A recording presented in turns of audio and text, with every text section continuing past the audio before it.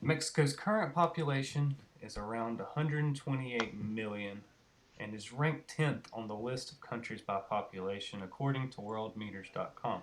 Mexico's population is quite dense at 171 people per square mile, mostly residing in the cities such as Mexico City, and Mexico's median age is around 29 years of age. After about 40 years of growth, the number of Mexican immigrants in the United States has remained pretty much the same. In 2014, around 12 million Mexican immigrants were in the United States and accounting for about 30% of the foreign born population. This was the largest immigrant origin group in the country. Between 2006 and 2010, the number of Mexican immigrants increased by 200,000 compared to the more than 2 million who arrived in the 5 years prior. In the last decade, Mexican immigration numbers dropped from 29.5% in 2000 to 27.6% in 2014.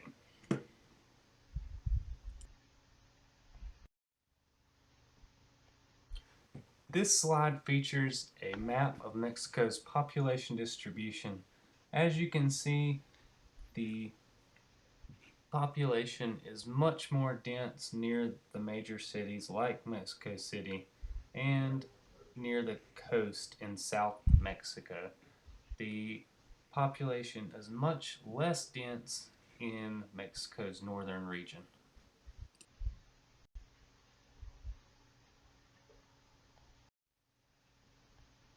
The Aztecs established the city of Tenochtitlan, which is present day Mexico City, and conquered and ruled Mexico from the Pacific Ocean to the Gulf Coast. The Spanish conquistador Hernan Cortez invaded and conquered the Aztec Empire in 1521. This proved to have grueling consequences for the Mexican indigenous people because it established Hernan Cortez and the Spaniards as the major rulers of that land. Mexico is located in North America right below the United States. Primary religion of Mexico is Christianity. They're mostly Catholic, but some Protestant Christians exist, and also some indigenous religions exist as well. Religious conversion, in the eyes of the Spanish colonizers, was an effective means of achieving political stability within the newly acquired colonial territory. To attain this goal, the missionaries engaged in evangelizing indigenous people in Mexico undertook the task of making the Christian message available in the native languages. This was according to Song and Betalova. Mexico has a presidential system with strong and independent legislative, executive, and judicial branches. The president is elected by plurality vote for a 6-year term, and unlike other Latin American systems, there is no second round. Mexico is a federation integrated by 31 states and a federal district. Each state elects its own governor and legislator. Municipal authorities are chosen at the local level.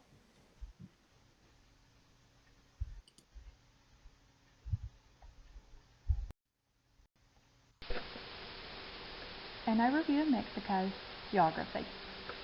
Mexico borders the United States to the north with a 2,000-mile-long border. It also borders Belize and Guatemala to the south. Mexico consists of three distinct regions. Northern Mexico is mostly desert region, which they have put a great deal of work into preserving for the hikers, rock climbers, and also campers. The proximity to the United States means that there are also major industrial and business centers here. Central Mexico is primarily volcanic, with mountains running from the north to the south. Central Mexico's entire region is Old Mexico at its finest. Also, Mexico City is one of the hearts of the Central Mexico. Southern Mexico is an ecotourism haven with seacoast, jungles, marshes, and mangrove forests that offer adventure and beauty. The native Mayan culture is still very much alive here, with temples and towns still here to explore.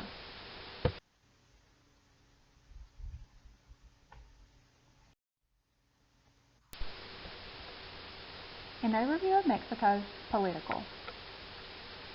Mexico has a federal democratic republic comprised of 31 states and one federal district. The Constitution divides governmental powers between executive, judicial, and legislative. The executive branch is led by a president who is elected to one 6-year term and may not be re-elected. The president appoints the cabinet, an attorney general, diplomats, high-ranking officers, and Supreme Court justices.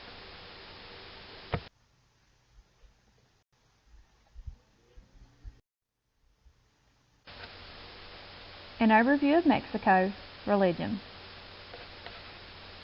Roman Catholicism is a predominant religion located throughout Mexico,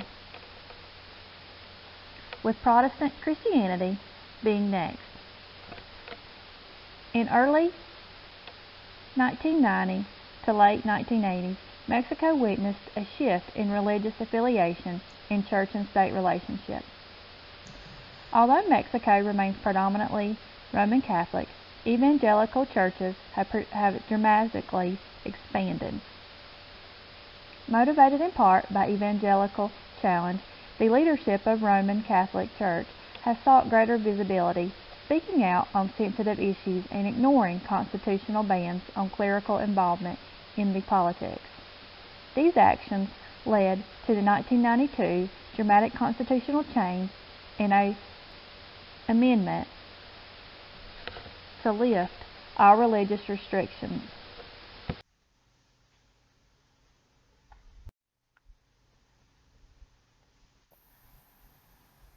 Other interconnections include refugees and medical tourism.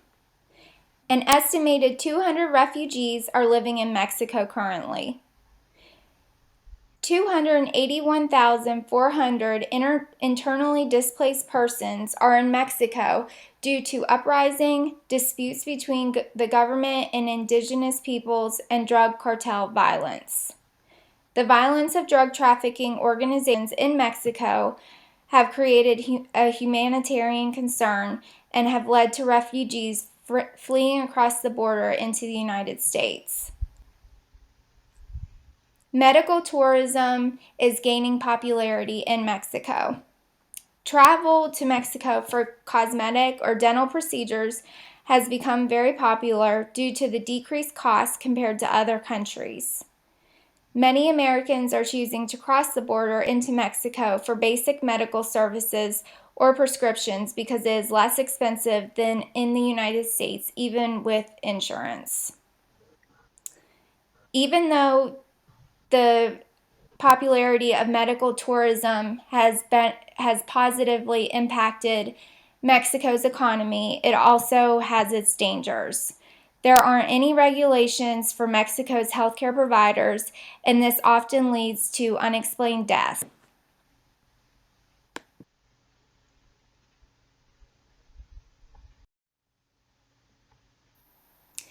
Some of the interconnections between Mexico and other countries include borders and immigration. Mexico shares borders with the United States, Guatemala, and Belize. Mexico and the United States have water sharing agreements after having severe droughts previously. Mexico and Belize are currently working to reconcile border disputes from an 1898 treaty. 14 million people currently live along the 2,000-mile shared border between Mexico and the United States. Thousands of poverty-stricken Guatemalans and Central Americans come to Mexico looking for work and further strain the country's resources.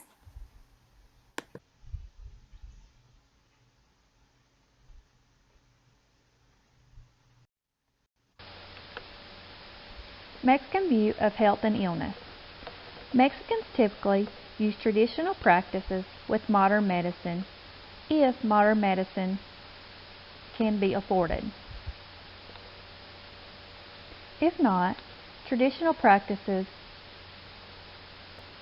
are done, including home remedies, herbalist or massage therapist, herbal or spiced teas. Some common home remedies and practices include, for a skin rash, cornstarch. Minor wounds would be cleansed with lemon juice. Alcohol rub or bath would be used for fever. Herbal teas, especially oregano, cinnamon, and eucalyptus, would be used to treat cough. Also, prayer and candles would be lighted to help speed the healing process. The beautiful candles made of beeswax and tallow can be purchased in many stores. Many homes have shrines with statues and pictures of saints. The candles are lit here and prayers are recited. Some homes still have altars and statues with pictures on them and are the focal point of many homes.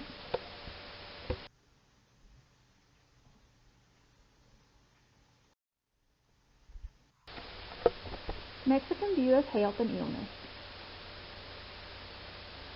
Some sources maintain that health is considered to be purely the result of good luck. And if the person loses his or her health, that good luck has changed. Some others describe health as a reward for good behavior. Health is a gift from God and should not be taken for granted. People maintaining their own equilibrium in the universe by performing in the proper way of eating the proper food and maintaining the proper amount of time. Physical and mental illness is thought to result from an imbalance between a person and the environment, expressed as either hot or cold, or wet and dry. To correct this imbalance, people consume foods that are opposite the imbalance. For a hot disease, such as fever, penicillin, which is considered hot, is often prescribed. Mexicans are less likely to comply with these medical instructions. Illnesses may also come from envy, jealousy, or a traumatic experience.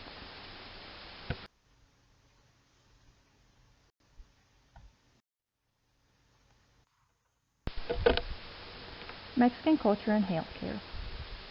Women typically suffer from illnesses more than men.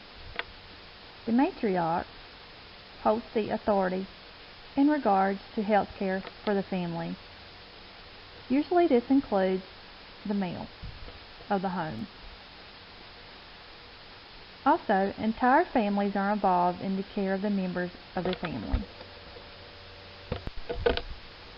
Mexican culture and healthcare.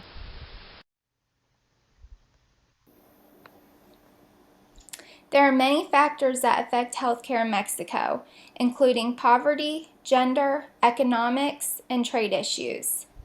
52.3% of Mexico's population lives below the poverty line. And although 97% of the population live within 31 miles of a healthcare facility, they often lack the money for transportation to those facilities. Mexico ranked 89th out of 135 countries on the gender equality scale, and this definitely impacts women's health care. Some challenges facing Mexico's economy include low wages, high underemployment, inequitable income distribution, and few opportunities for advancement. Mexico's per capita income is just 1/3 of that of the U.S. Mexico has free trade agreements with 46 countries, and Mexico is the United States' third largest trade partner, and trade with Mexico has a positive impact on the economy here in the U.S. The United States has increased border security in recent years to counteract transportation of both people and commodities across the border.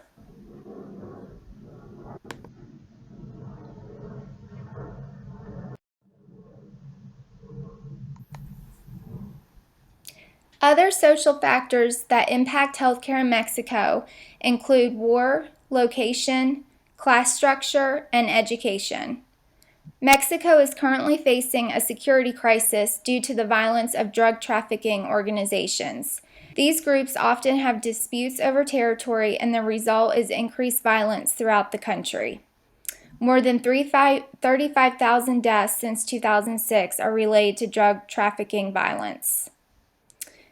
The majority of Mexico's wealth is in the urban areas, and this means that the rural areas of the country have high rates of poverty. The southern states are especially impoverished. There is a low access to healthcare services, especially for people living in rural areas.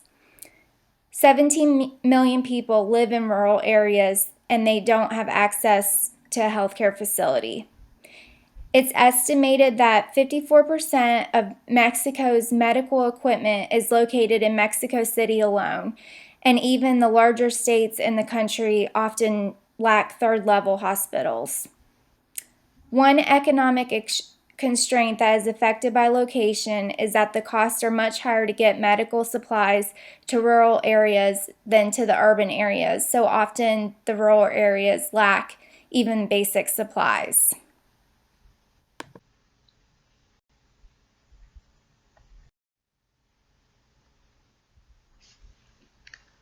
Cultural phenomenon among Mexican Americans.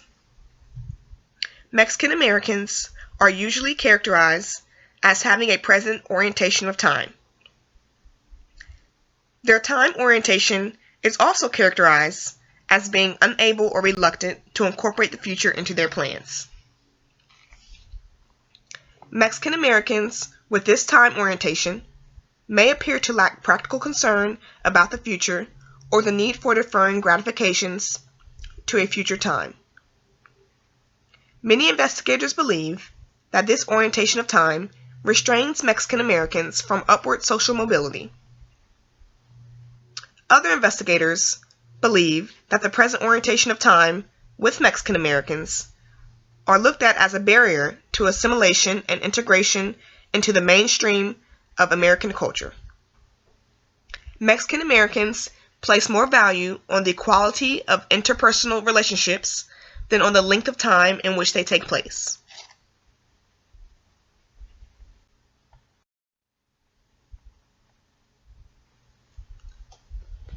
Space among Mexican Americans. Mexican Americans have tactile relationships. Mexican Americans value physical presence, including that of extended family members.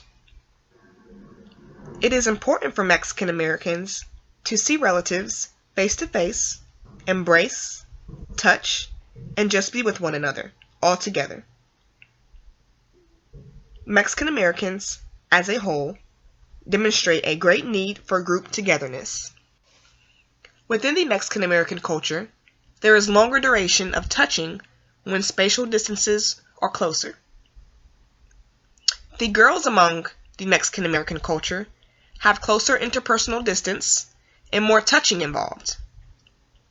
The girls remain much closer to home and are protected and or guarded in their contacts. The boys, on the other hand, tend to be less tactile when relating to others.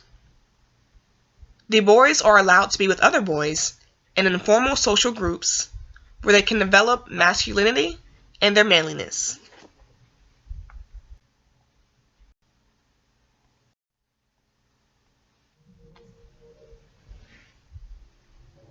Social organization among Mexican Americans. Within the Mexican culture, the family is the most valued institution and the main focus of social identification. Most Mexican Americans have nuclear families that live separately. There are also some extended family or other family members that live in the same household as well. Within the Mexican American culture, there are large extended family networks. Families usually consist of the parents and 4 or more children. An important institution in the Mexican heritage is the Catholic practice of godparents. Within the communities of the culture, there are several different social organizations, including strong affiliations with church. The mother of the families have a primary role of keeping the family cohesive. The men, on the other hand, are usually the head of the household and the decision maker in most cases. The children serve multiple roles and responsibilities within the family also, including assisting the parents if needed. Lastly, an important tradition for many Mexican American families is the way in which holidays are celebrated with Mexican traditions.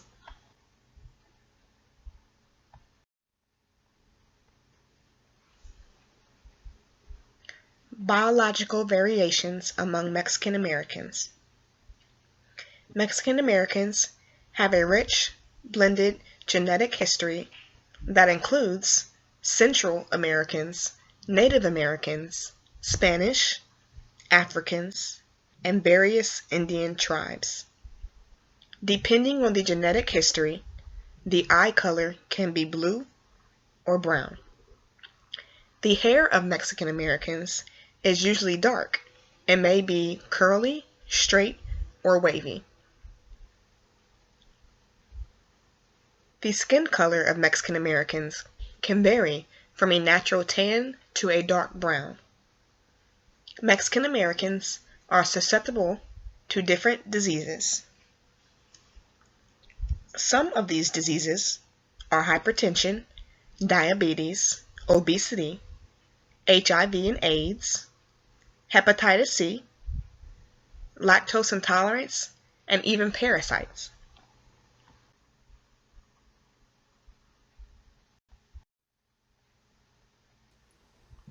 The epidemic of Cocoa-Iztli from 1545 to 1548 killed an estimated 5 million to 15 million people, or up to 80% of the native population of Mexico. In absolute and relative terms, the 1545 epidemic was the worst demographic catastrophe in human history, approaching even the Black Death of bubonic plague, which killed approximately 25 million. This is according to Burns.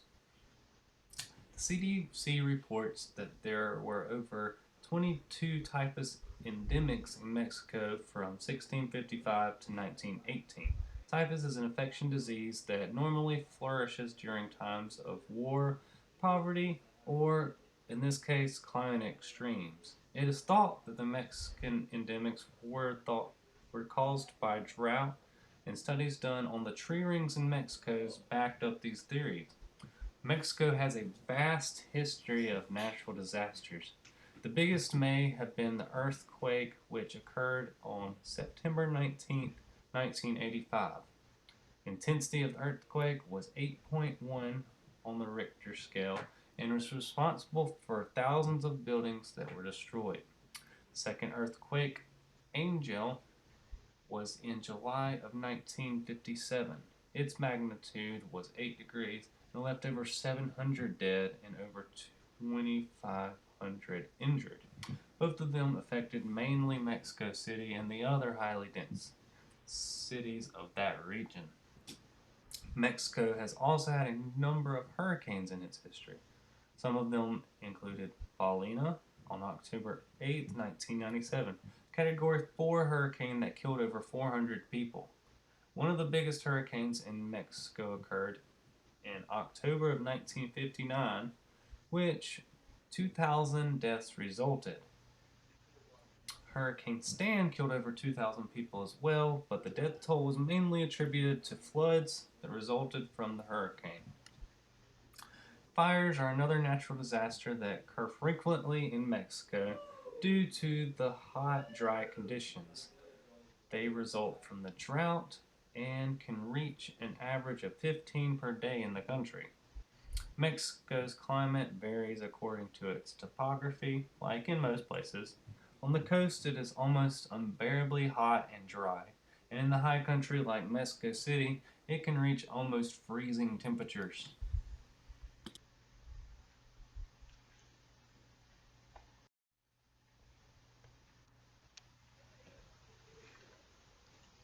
One of the health-related issues among Mexican Americans is cardiovascular disease. Cardiovascular disease is also known as heart disease. Cardiovascular disease refers to conditions that involve narrowed or blocked blood vessels that can lead to a heart attack, chest pain, or stroke. Cardiovascular disease is the #1 leading cause of death in the United States. The most common types of cardiovascular disease are high blood pressure, coronary artery disease, congestive heart failure, cardiac arrest, and stroke. Cardiovascular disease is treatable with initial treatment primarily focused on diet and lifestyle interventions. The symptoms of cardiovascular disease vary widely. Sometimes there are no symptoms at all.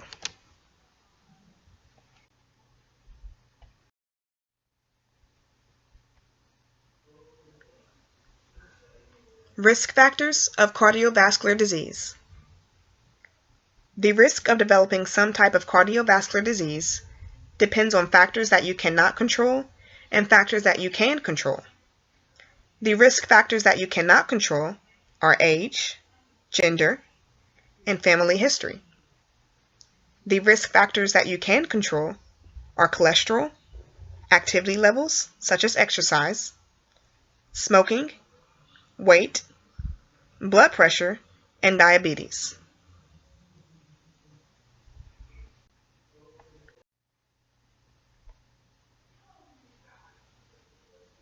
Symptoms of cardiovascular disease. Each type of cardiovascular disease typically has different symptoms, but many have similar warning signs. Several symptoms of cardiovascular disease are extreme fatigue, constant dizziness, a faster heart rate more than normal, restlessness, changes in sleep patterns, or loss of appetite. There are some specific warning signs that may indicate a more serious problem, which can lead to a stroke or heart attack. Several warning signs that signal a heart attack are nausea, lightheadedness, indigestion or heartburn, weakness, anxiety, or shortness of breath. At any point in time, if one person is experiencing any of these warning signs and symptoms on a regular basis, a healthcare professional should be contacted right away.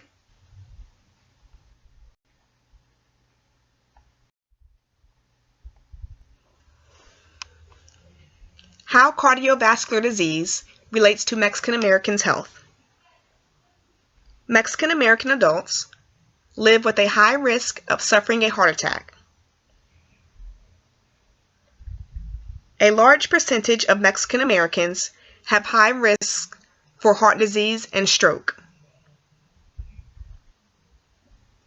Mexican Americans are at high risk for major cardiovascular disease due to high cholesterol, high blood pressure, obesity, diabetes, and smoking.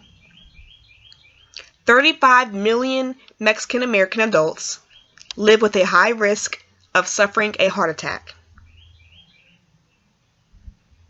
Cardiovascular disease has recently exhibited growth at epidemic rates, along with a constant rise in developing countries such as Mexico.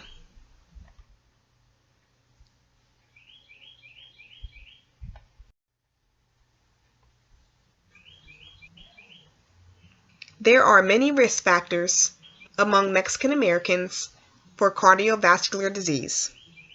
Mexican Americans face higher risks of cardiovascular disease due to hypertension, obesity, and diabetes. Mexican Americans are also known for eating unhealthy meals. For example, tacos, tortas, tamales. Eating unhealthy meals can lead to higher rates of obesity and becoming overweight, which then leads to heart disease and certain cancers. Smoking and obesity within the Mexican American culture are the most prevalent heart diseases and risk factors among Mexican Americans. Mexican Americans who are with diabetes, if the diabetes is untreated, Mexican Americans have higher risks for contracting cardiovascular diseases. 30% of adult Mexican Americans are hypertensive. The more hypertensive, the more higher the risk is for contracting cardiovascular diseases.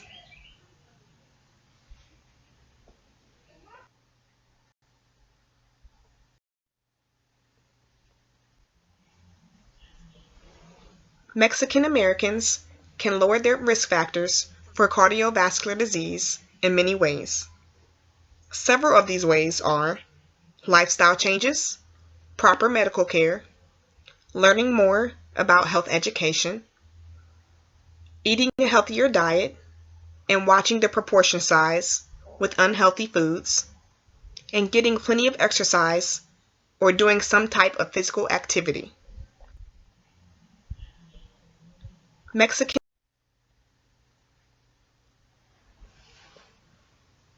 cardiovascular disease and Mexican Americans' cultural views.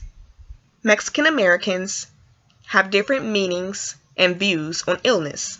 An illness in the Mexican American culture could be a punishment from God for evil thoughts or actions, or it could be any imbalance that occurs within the four humors. The causes of illness within the Mexican American culture are grouped into 5 major categories. 2 of those categories relate to cardiovascular disease. One of the categories is mal ojo. Mal ojo means bad eye. Its symptoms are sleepiness, fatigue, and severe headaches.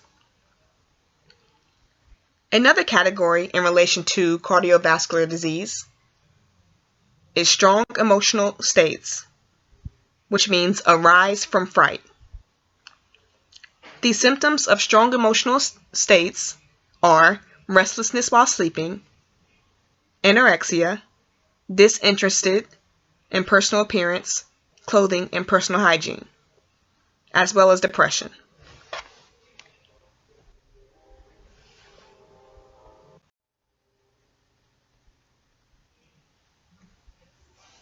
Cardiovascular disease and Mexican Americans' religion. Within the Mexican American culture, religious rituals are used for illnesses. The more severe an illness is, the more likely these religious ritual practices will be used. There are 4 types of religious ritual practices. They are making promises, visiting shrines, offering medals and candles, and lastly, offering prayers. Mexican Americans also use traditional healers. for illnesses. A folk healer that is used within the Mexican American culture is called curandero. Curandero is a holistic healer within the Mexican American culture. The Mexican Americans believe that curandero is a religious figure for physical, social, and psychological purposes.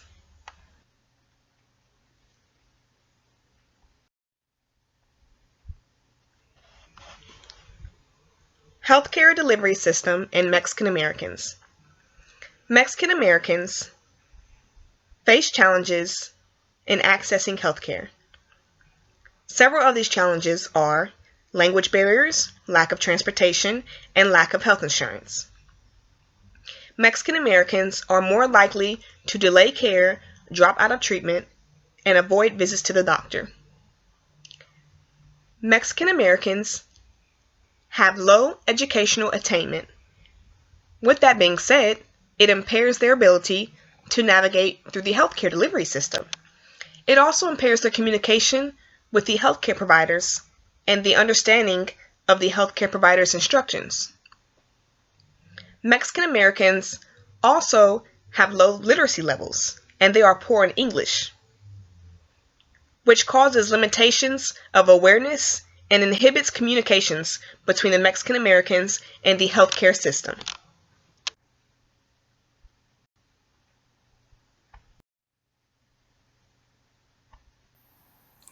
There are many missteps that a healthcare provider can make when caring for a patient from Mexico.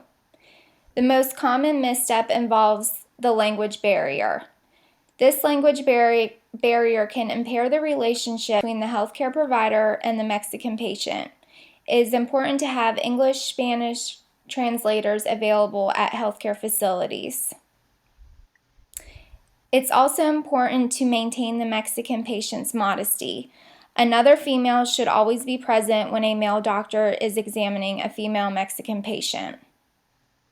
In order for the patient to adhere to all of the healthcare provider's treatment goals, it is necessary to include the patient's family in the plan of care.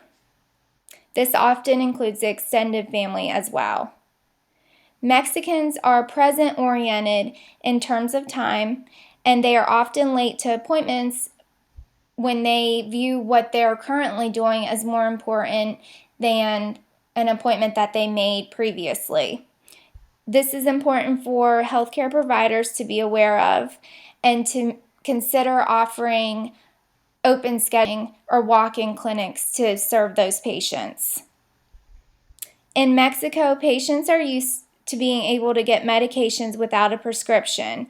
Due to this, they are very used to self-diagnosing their illnesses and also self-prescribing to treat their illnesses. And they may not agree if a doctor refuses to prescribe a medication that they believe will heal them.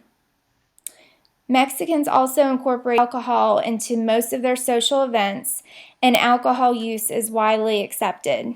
Mexicans may be reluctant to accept a diagnosis of alcoholism, and healthcare providers need to be aware of this and the risks that it poses to this population. A Mexican patient's use of traditional or home remedies can also differ with the Western medical team's plan of care.